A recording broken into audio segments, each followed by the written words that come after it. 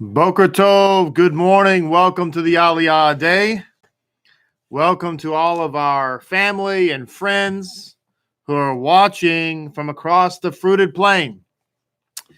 This is the Aliyah Day. I am your teacher, your guide, your host, your Rebbe, your Rabbi, Rabbi Mordecai Griffin. I'm the Rabbi of Sar Shalom Synagogue, for those of you who are new, and the founder of Lapid Judaism. So welcome to our Aliyah Day today, the fifth day of the week. It is a beautiful day in the neighborhood, and I am glad that you have joined me here. We are, as I said, on the fifth day, and therefore the fifth Aliyah in the Parashah Teitzei. Parashah Teitzei. Yes, Janaea, 699 subscribers. Isn't that wonderful? Thank you so much. And thank all of y'all who work so hard to invite your family and friends and coworkers and strangers, and you're driving by the grocery store just throwing out advertisements out your window. That's kind of like littering, but it's okay. But anyway, thank y'all very much. Our family is growing nationwide. Our movement, our sect of Judaism is growing. Isn't it beautiful?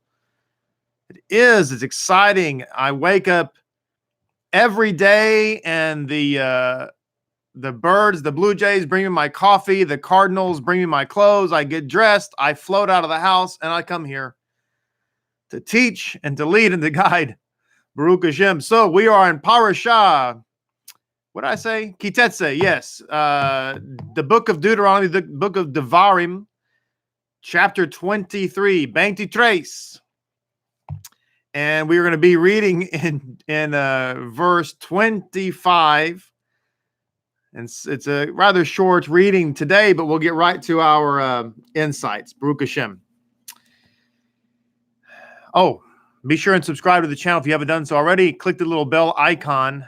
And let me just give a little rundown real quick before I read this. If you live in the Dallas-Fort Worth area, our synagogue is here in the great city of Saginaw, which is just north of downtown Fort Worth, about 15 minutes or so from downtown Fort Worth. And so we invite you to come. This is the flagship of Lapid Judaism. We have other congregations, though, around the country.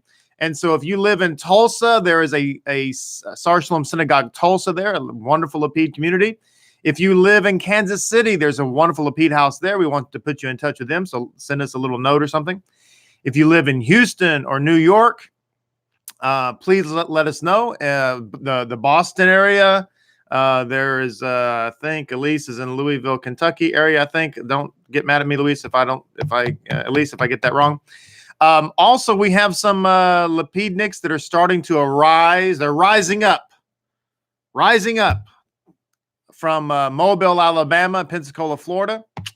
And so there are other places too. So if you live somewhere in those vicinities, let us know. We'll put you in touch with some wonderful Lapid families. We are all about spreading the light, the Mashiach, the true gospel of Mashiach all over the globe. All right, to our reading. Verse 25, when you come into the vineyard of your fellow, you may eat grapes as is your desire to your fill, but you may not put it into your vessel. When you come into the standing grain of your fellow, you may pluck ears with your hand, but you may not lift a sickle against the standing grain of your fellow.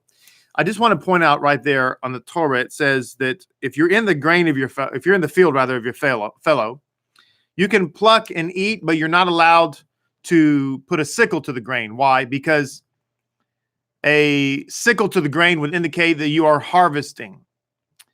And so I just want to put a correlation between when this and when Yeshua said that he was approached and some of his disciples were plucking some grain and eating on the Shabbat and so on. And there was a stringency that you weren't supposed to do that. But and it was considered harvesting. But that's just a stringency. It's a fence to the Torah, because harvesting is actually when you're using an instrument to actually bring about the harvest. Chapter 24, verse 1. If a man marries a woman and lives with her, and it will be that she will not find favor in his eyes, for he found in her a matter of immorality, and he wrote her a bill of divorce and presented it into her hand and sent her from his house, and she shall leave his house and go and marry another man. And the latter man hated her and wrote her a bill of divorce and presented it into her hand and sent her from his house. Or the latter man who married her to himself will die. Her first husband will divorce her, shall not again take her to become his wife after she had been defiled, for it is an abomination before Adonai. You shall not bring sin upon the land that Adonai your God gives you as an inheritance. So we're going to be looking at a few of these insights today. So let's jump right to them, see what we can glean, see what we can learn, and see what we can walk away with, as we normally do on the Aliyah day, being better people who are trying to find Hashem. I want to go back to some insights we didn't get to yesterday. Very often we say we are out of time, but not out of content. And so I want to go back to some content from yesterday.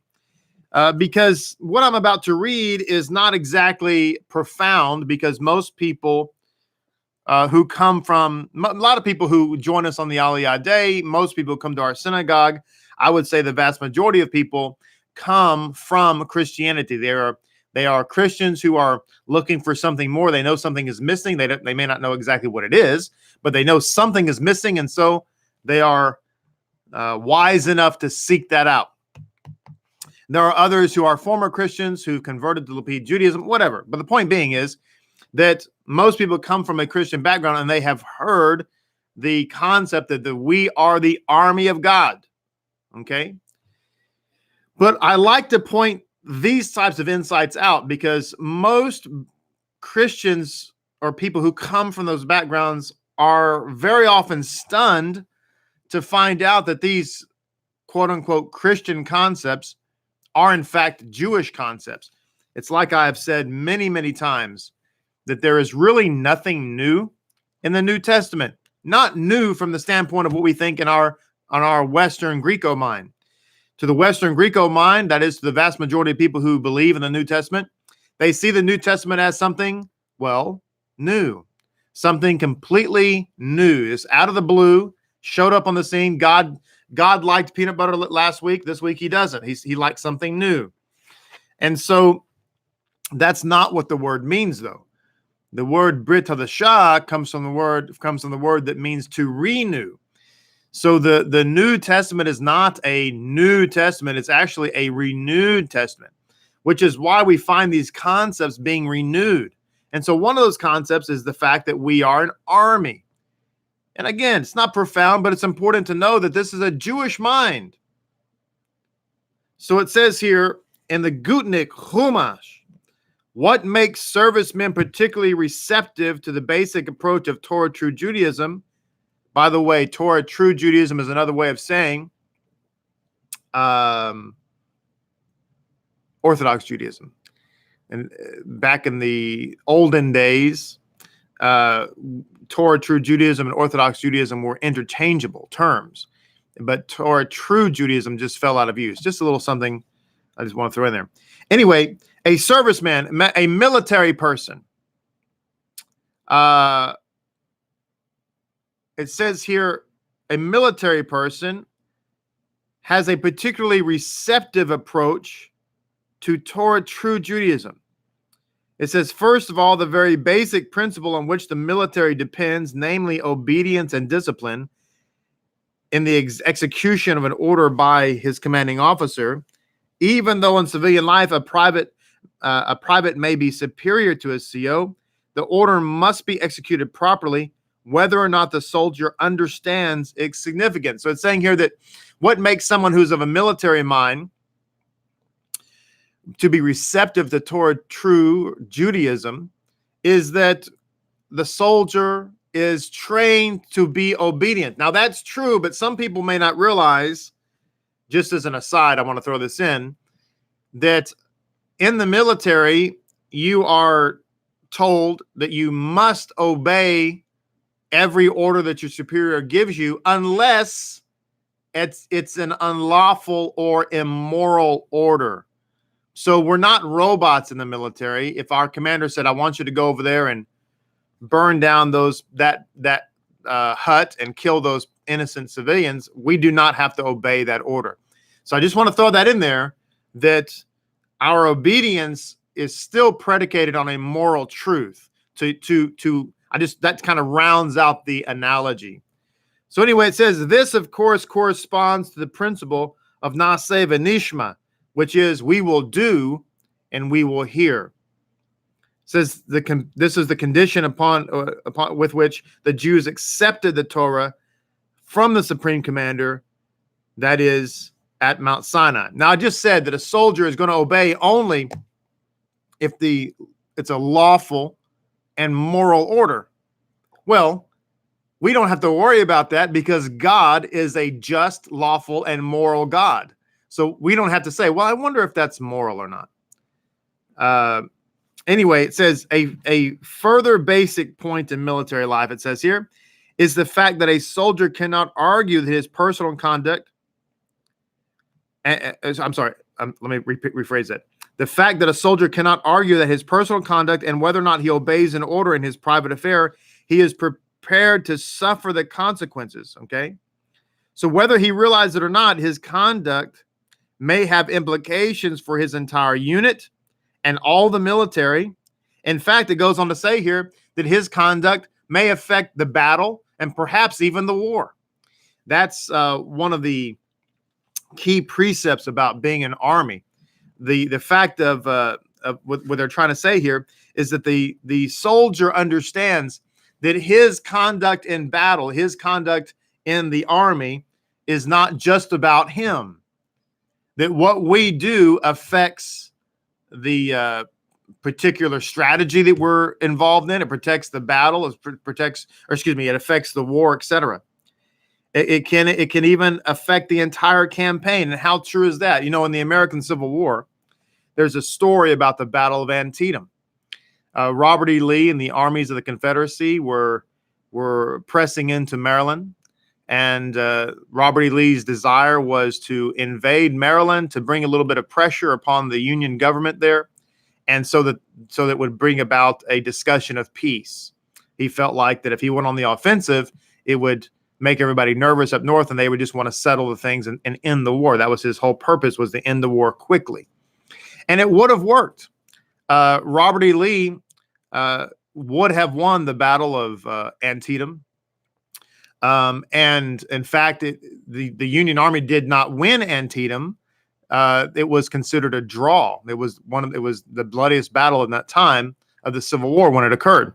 The only reason that Robert E. Lee and the Army of Northern Virginia lost the Battle of Antietam, and therefore one could argue maybe even lost the war, was because an officer, we don't know who, but an officer dropped a roll of cigars that happened to have Robert E. Lee's battle plan wrapped around that roll of cigars. It fell out of his pocket, fell out of his haversack, whatever, but it fell, and some Union soldier found it, brought it to his commander, and went on up to the chain of command. And the only reason that Robert E. Lee was stopped at Antietam was because they found his battle plan. So one soldier, one officer, ruined the entire thing from the standpoint of the Confederacy. This teaches us a valuable lesson about our role in the army of God, the army of the King. That your conduct, your personal conduct, is not just about you. See, this is I think something that can really help many of us, because a lot of times we think about our spiritual life and how we're making teshuvah during this time of teshuvah, whether or not we are being faithful to our call and how that affects us. Sometimes we say, well, how does that affect my wife or my husband, depending on your gender? How does it affect my family? And sometimes we have those thoughts in our mind, but very often it's just about how this is affecting me and Hashem. You know, that's usually how we think about it. We don't think about it typically of, wait a minute, how is my conduct or my teshuvah, my lack of prayer, my lack of mitzvot, whatever the case may be, how is that affecting my community?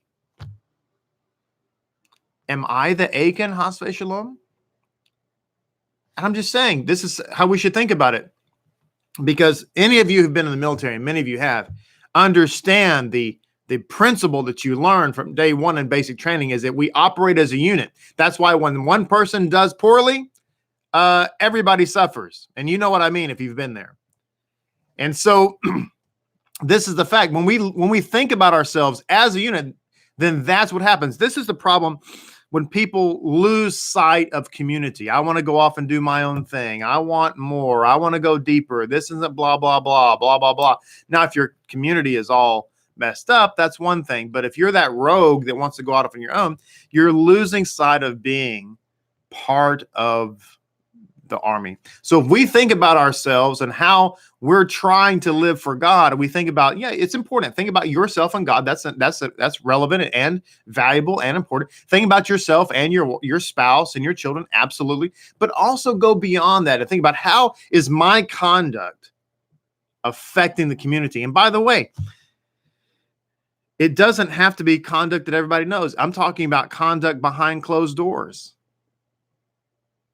Every morning here at the shul, I've been blowing the shofar. And, many times there's nobody here. Sometimes it's very early in the morning. It's just me. It doesn't matter. That shofar sound is not limited to the audible sound that is being projected out of the bell of that horn. That's a spiritual sound that's going out across our city, across our land, across our country, and across the entire globe, the round globe. Which is why, my friends, when you operate behind closed doors, what you're doing is not limited to those closed doors. You say, well, nobody sees it. God sees it, and it affects the community. So it says, applying the analogy to Jewish life, it becomes quite evident how vitally important it is to every Jew's commitment to Torah and mitzvot in his personal life, and in spreading Yiddishkeit to the fullest extent of its influence. That's Judaism, Jewishness. It may be added that the Jewish people live in a state of emergency. What with the general atmosphere of trends and ideas which are opposed to Torah law, and a Jew having to fight to overcome all sundry alien forces which tend or try to undermine his spiritual nature. In other words, every Jew must consider himself a soldier in God's army. This is the coup d'etat I wanted to get to, that every Jew must see himself as a soldier in God's army, and be on a constant alert to spread, it says here, to be on a constant alert to spread the light of Torah and mitzvot until the time when God's glory will be revealed to all flesh, and all the earth will be full of God's knowledge, quoting from the book of Isaiah here. And this will come to pass, of course, when Mashiach comes. So we have to see ourselves as those culture warriors, spiritual warriors. This is why I say, share the Aliyah, post a comment, click like, share this, give it, put it on your pages, send it out on your emails or whatever, because all of us have to do our part. It's not the army. The battle is never won by the general. The battle is never won by the general. You can't say that Eisenhower won World War II. You can't say that Eisenhower even won the battle of the landing of Normandy. No, it was hundreds of thousands of individual soldiers who stormed the beaches that day that won that battle. And you can even say it's also the thousands, maybe even tens of thousands of nurses. I'm talking about females, because those was the men who stormed the beach, but the female nurses, the female supply attendants and administration attendants in the background, everybody working together, fulfilling their role to bring forth the kingdom of God. Another way that we fulfill that role and we fight the battle day by day, again, is in our own homes. And we talked about the fact that our home is a sanctuary. that we talked about yesterday, how the synagogue absolutely is a sanctified space and should be treated with respect. But this is not the temple. In fact, this isn't even the place where most mitzvot are performed. The place that in which we perform the most mitzvot is in our individual houses. So there's an insight again from the Gutnick Chumash where it says, holiness, purity, and modesty are the foundation of the indwelling of the divine presence among Jews in general, and with every Jew, man and woman in particular. Let's go. What were those three things? Holiness, purity, and modesty. If we want Hashem's presence to be in our life, we have to be people of holiness, people of purity, and people of modesty. So it says, the sanctity of the camp. Now we're still talking about the camp here, like a military camp.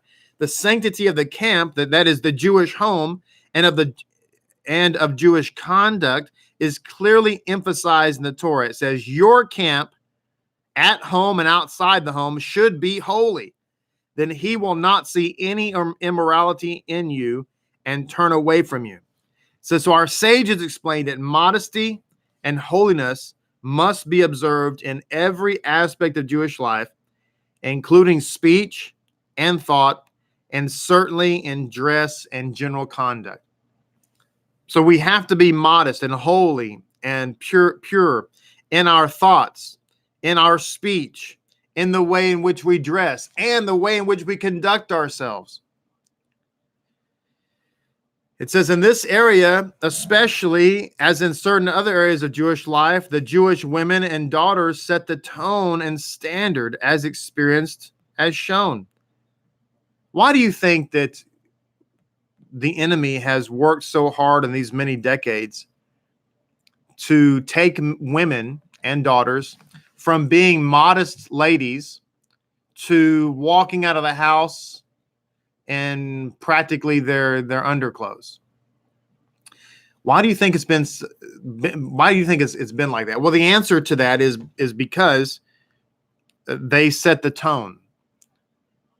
We talk about men being the leaders of the home, and it's very true. Men are the spiritual leaders, but like the saying goes, men are the head and women are the neck. And there's actually a saying in Judaism, and I actually highlighted it here, that says, as go the women, so go the men. It says here, as the wife, so the husband.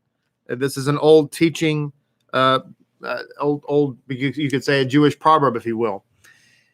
It's just a reality that this goes back to yesterday talking about fulfilling your role. Men are the head, men are the leader, absolutely. But it, in a lot of religious minds, that means that the women are supposed to be meek.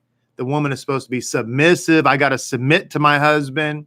I've had women in times past come to me in Rebbetzin and say, well, I want to follow the Torah path.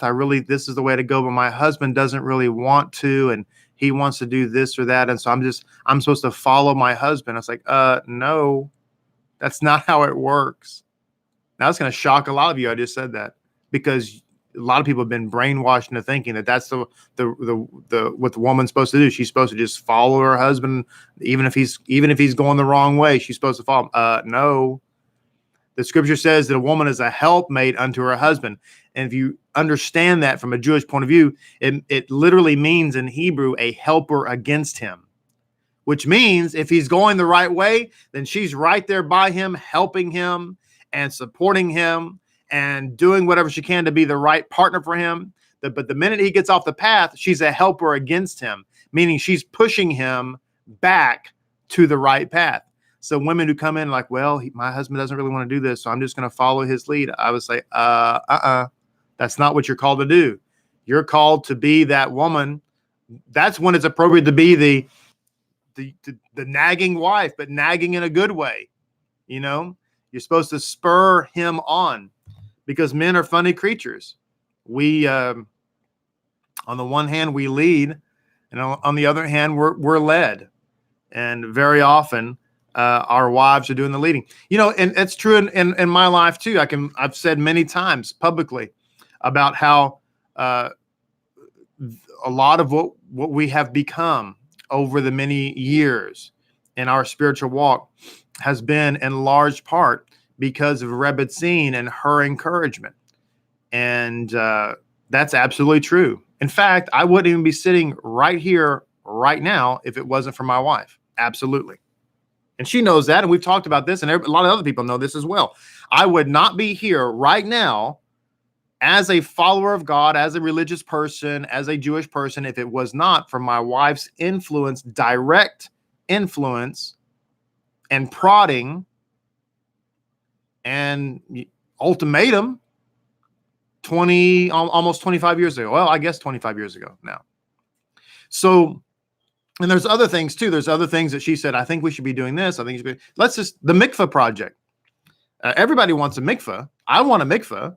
That's all been the thing. But if it was not for Rebetzin's constant insistence that everything gets pushed to the side until this project gets underway, we would not be breaking ground in about a week or so.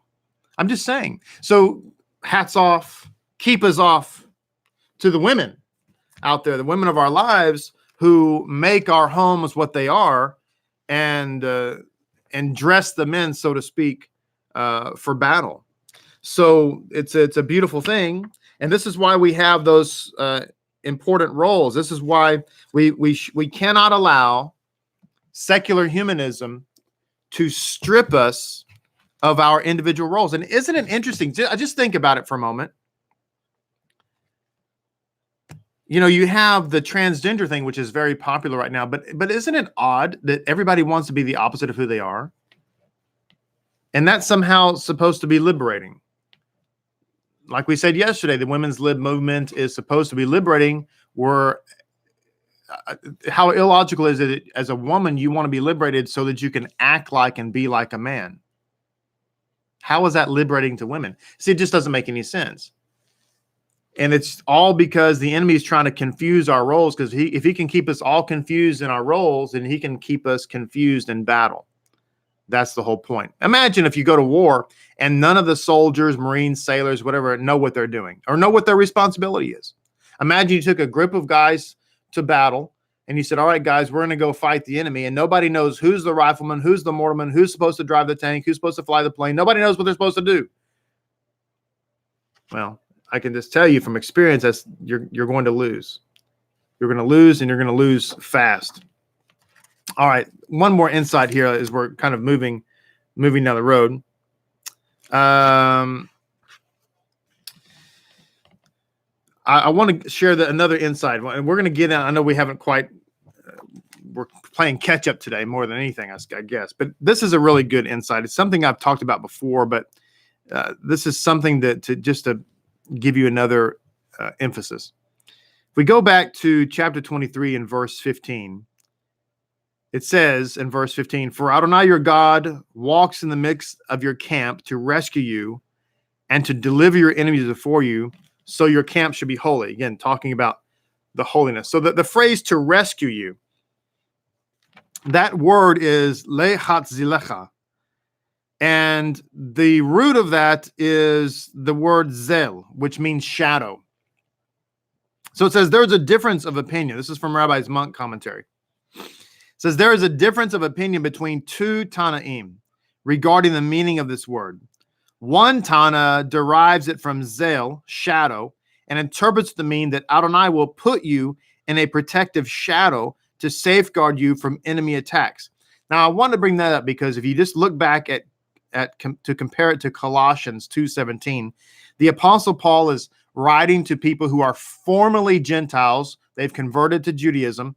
And it says, don't let anybody judge you about these holidays that you're keeping and the Sabbath that you're keeping. Why? Because your family who are not Jewish are now criticizing you for keeping Sukkot, for keeping Rosh Hashanah, for keeping, Purim, for keeping Sabbath. Don't let anybody judge you. And he goes on to say, these are shadows of what's to come. In other words, this is a good thing because when God puts you into the shadow, that means he's put you into his protective place. It says another Tana associated the word nitzel, to empty, to lay bare, as in Exodus 3:22, interpreting it to mean that Adonai will lay bare your enemies as he did for you in Egypt. So this comes from the Talmud Ketubot 5a. So he puts us in the shadow to protect us, and simultaneously lays our enemies bare. And one last insight, it says, so your camp should be holy. It says, so the Shekinah is not only in the land of Israel, but also in exile to protect us Jews who are in exile. And so it says, the words of your camp should be holy. This applies to anywhere and everywhere that the Jews may live. And Yeshua said to us, behold, I will be with you everywhere you go. End of our Aliyah today. As we say almost every day, we are out of time, but we are not out of content. We will be back tomorrow, Bezrat Hashem, to conclude our week together, to wrap up the parashah with our final 6th and 7th reading of the Aliyah. Until then, may you be blessed and may you be highly favored. Please like this video. Please share it. And please be safe and joyful today in the merit of Messiah Yeshua. Shalom, shalom.